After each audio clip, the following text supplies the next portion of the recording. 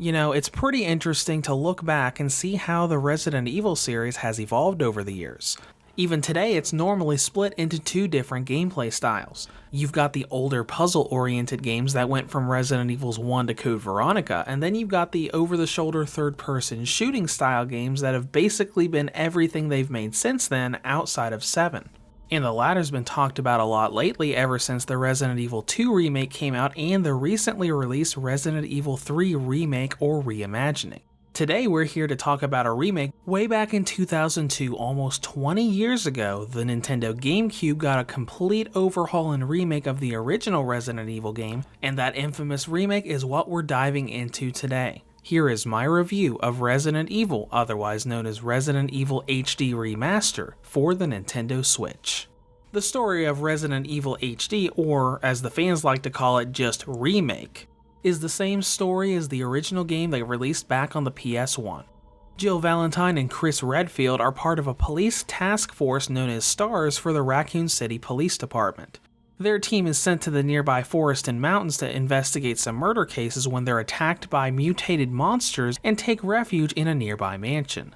Not long after, they're separated from the others and have to find a way to navigate through this mansion that's also filled with zombies and monsters and find a way out. The story of the original Resident Evil game is very much part of survival horror history, and that place in gaming history is well deserved, especially in this remake, as it added a lot of new lore and information, as well as fixing most of the problems with the mistranslations of the original release. Granted, they did change some things for this remake, but they're mostly minor things like when and where Chris meets Rebecca, and what happens to a certain antagonist character towards the end of the game. When it comes to gameplay, Resident Evil HD is a survival horror game with third-person shooting elements and a lot of puzzle elements. If you're not familiar with the remake, a lot of different changes were made between both the original and the GameCube remake, and changes between the GameCube and the HD remaster. As I said earlier, they added a lot of new things to the story and changed around when certain people met others. They also changed a lot of things with gameplay, like adding in new items and puzzles to do, as well as some enemies appearing in places they didn't before. To cite a couple examples, the famed first jump scare of the game, the dog hallway, doesn't happen the first time you go through it, and some of the boss fights are in completely different areas than they were before. But the changes aren't really that often. They modify just enough so veteran players feel like they know exactly what's going on, only to have one of those changes pop up and say, oh, this is different. And of course, they made some changes between the 2002 version of the game and the HD remaster, most notably the inclusion of Chris and Jill's Resident Evil 5 BSAA uniforms, and a more modern control scheme so you can turn off tank controls and play the game more like Resident Evil 0. As far as overall progression goes, however, it plays pretty much the same as it always has. It's a third-person survival game where you can shoot at enemies with firearms, but unlike the more recent Resident Evil games, it's got a much larger focus on puzzle solving and inventory management than constantly fighting enemies. In this game and most of the early games of the series, you're constantly locked out of everywhere you need to go. So the majority of the game is going to be you exploring different rooms, finding items, and trying to figure out what goes where and what all you need to get to the next area.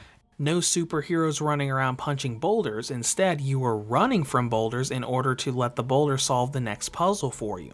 Unfortunately, this also brings up one of the many faults of the game, and that is backtracking. All of the items you need are scattered throughout the area in many different types of locations, and you'll often have to grab something, go to the other side of the map to grab something else, and then have to go right back to that area you were just at to get something else that you need. This can really get tiring after a while, especially when you're doing Chris's campaign, which seems to have a lot more sidetracks where you're constantly making trips from one side of the map to the other again and again just to open one extra door.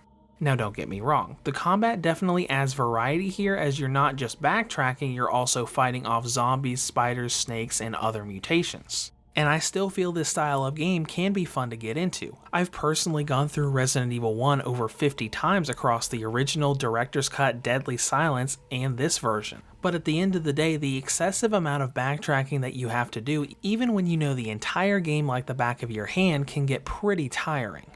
And of course, combat can be frustrating as well thanks to all of the fixed camera angles of the game.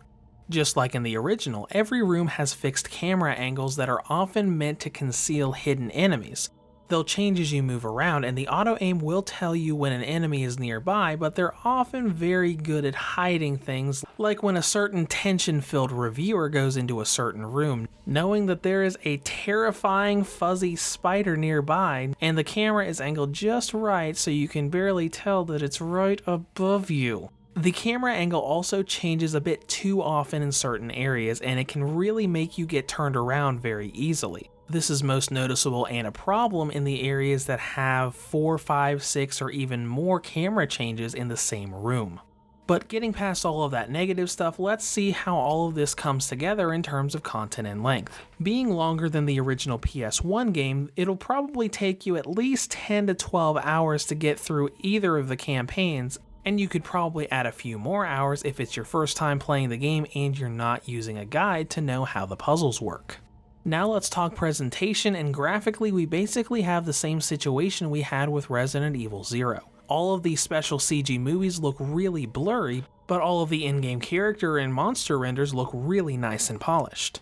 In terms of performance, the frame rate is pretty smooth for most of the game. Every so often you'll see the frame rate dip a little bit, but it's never really that much.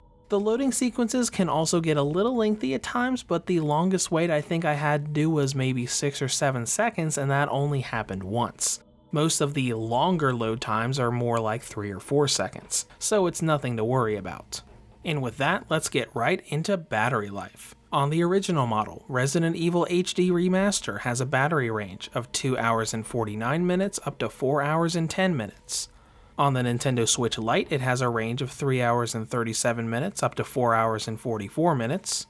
And on the V2 or Redbox 2019 model, it has a range of 4 hours and 31 minutes up to 6 hours and 49 minutes. In conclusion, Resident Evil's famous remake comes back to Nintendo systems and to the handheld world for the first time. Now on the downside, the camera angles and excessive backtracking from the original experience do create some frustrations. But any fan of the series that played the original game will really appreciate having this survival horror game on the go. Reviews to Go rates Resident Evil HD Remaster for the Nintendo Switch an 8 out of 10. If you have any comments or questions, feel free to leave them below. Thanks for watching and have a great day.